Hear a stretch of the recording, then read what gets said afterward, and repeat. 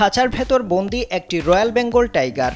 নীল জামা পরা এক তরুণ সেই খাঁচার সামনে এসে ফাঁকা অংশ দিয়ে হাত ঢুকিয়ে বাঘটিকে উত্ত্যক্ত করার চেষ্টা করেন। তিনি বাঘের পিঠে হাত দিয়ে একটানা তাকে খোঁচা দিচ্ছিলেন। বাঘটি নড়াচড়া না করায় যুবক বাঘের কান ধরার চেষ্টা করেন। ঠিক ওই সময় আচমকাই তার হাত আটকে যায় খাঁচায়।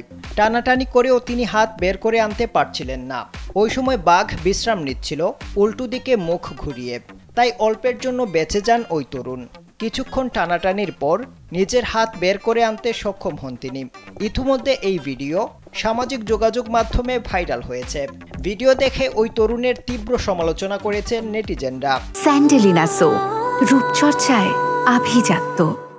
একজন ইন্টারনেট ব্যবহারকারী লিখেছেন, যেমন কর্ম তেমন ফল। যুবক উচিত শিক্ষা পেয়েছেন। বুদ্ধিমান হয়ে থাকলে আর কোনোদিন কোনো হিংস্র প্রাণীকে তিনি এভাবে উত্ত্যক্ত করবেন না।